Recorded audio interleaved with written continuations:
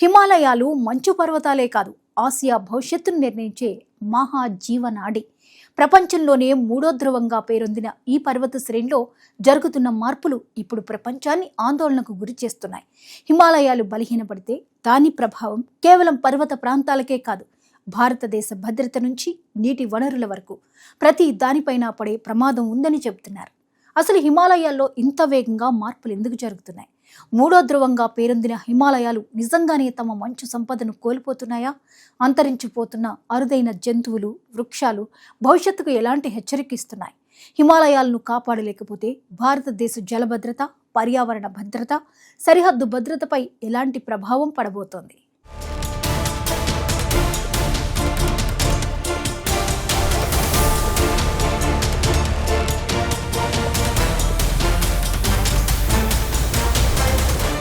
హిమాలయాలను ప్రపంచంలోనే మూడో ధ్రువం అని పిలుస్తారు. ఉత్తర, దక్షిణ ధ్రువాల తర్వాత అత్యధిక మంచు నిల్వలు ఉన్న ప్రాంతం ఇదే. ఆసియాలోని దాదాపు 10 ప్రధాన నదులకు హిమాలయాలే జీవనాడి.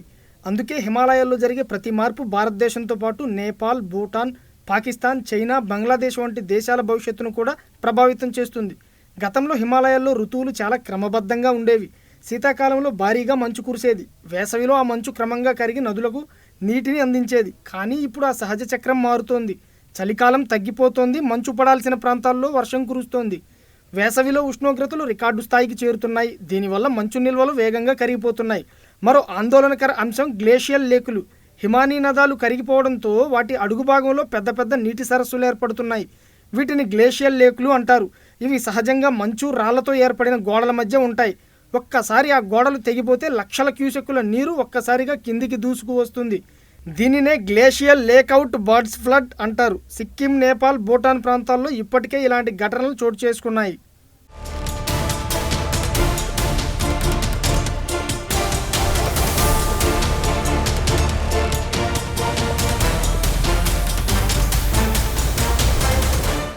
వాతావరణ మార్పుల వల్ల హిమాలయాల్లో వర్షపాతం స్వభావం కూడా మారుతోంది. గతంలో 3-4 రోజుల పాటు మోస్తారు వర్షాలు పడితే ఇప్పుడు 2-3 గంటల్లోనే అత్యధిక వర్షపాతం నమోదవుతోంది.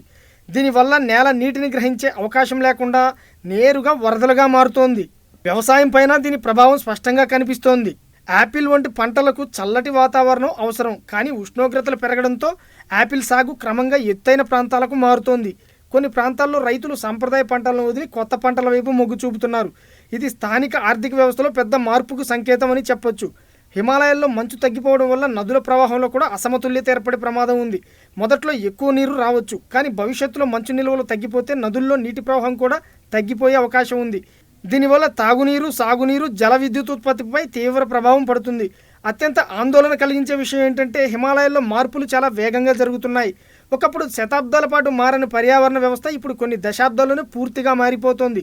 శాస్త్రవేత్తల మాటల్లో చెప్పాలంటే హిమాలయాలు ఇప్పుడు వాతావరణ మార్పులకు ప్రత్యక్ష ప్రయోగశాలల్లా మారిపోయాయి.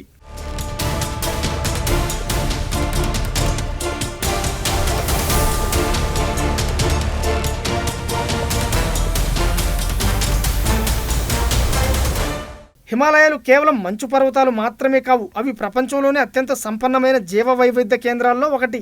వేలాది రకాల మొక్కలు, ఔషధ వృక్షాలు, పక్షులు, కీటకాలు, జంతువులు ఈ ప్రాంతంలో మాత్రమే కనిపిస్తాయి. అందుకే హిమాలయాలను ప్రపంచ జీవ వైవిధ్య హాట్స్పాట్గా వర్ణిస్తారు. హిమాలయాల్లో మంచు చిరుత అత్యంత అరుదైన జంతువు. దీనిని పర్వతాల దెయ్యం అని కూడా పిలుస్తారు. మంచులో కలిసిపోయే రంగు కారణంగా దీన్ని గుర్తించడం కష్టం. అయితే వాతావరణ మార్పులు, వేట, ఆహార కొరత వల్ల వీటి సంఖ్య క్రమంగా తగ్గిపోతోంది. జీవ వైవిధ్యం తగ్గిపోతే కేవలం జంతువులే కాదు, మనుషుల జీవితాలు ప్రభావితమవుతాయి. ఎందుకంటే పరాగ సంపర్కం చేసే కీటకాలు తగ్గితే వ్యవసాయం దెబ్బతింటుంది. అడవులు తగ్గితే వర్షపాతం మారుతుంది. ఔషధ మొక్కలు లేకపోతే భవిష్యత్తు వైద్య పరిశోధనలకు కూడా నష్టం జరుగుతుంది. అందుకే హిమాలయాల జీవ వైవిధ్యాన్ని కాపాడడం అంటే ప్రకృతిని మాత్రమే కాదు, మానవాళి భవిష్యత్తును కూడా రక్షించడం అని పర్యావరణ నిపుణులు చెబుతున్నారు.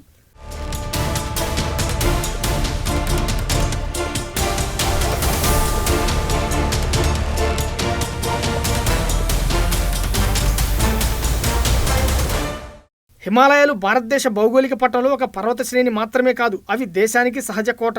1000 కిలోమీటర్ల పొడవున విస్తరించిన ఈ పర్వతాలు శతాబ్దాలుగా భారత ఉపఖండాన్ని రక్షిస్తున్నాయి. ప్రకృతి భద్రత, నీరు, వ్యవసాయం, ఆర్థిక వ్యవస్థ ఇలా ప్రతి రంగంలో హిమాలయాల పాత్ర అపారమైనది. వాతావరణాన్ని నియంత్రించడంలో కూడా హిమాలయాల పాత్ర అసాధారణం. మధ్య ఆసియా నుంచి వచ్చే తీవ్రమైన చలిగాలులను ఇవి అడ్డుకుంటాయి. అదే సమయంలో హిందూ మహాసముద్రం నుంచి వచ్చే మాన్సూన్ గాలులను నిలిపివేసి భారతదేశంలో వర్షాలు కురిసేలా చేస్తాయి. హిమాలయాలు లేకపోతే ఇండియా వాతావరణం పూర్తిగా భిన్నంగా ఉంటుందని శాస్త్రవేత్తలు చెబుతున్నారు. దేశంలోని ప్రధాన నదులన్నీ హిమాలయాల నుంచే పుట్టుకొస్తాయి. గంగా, యమున, బ్రహ్మపుత్ర, సింధు వంటి నదులు కోట్లాది మందికి తాగునీరు, సాగునీరు అందిస్తున్నాయి.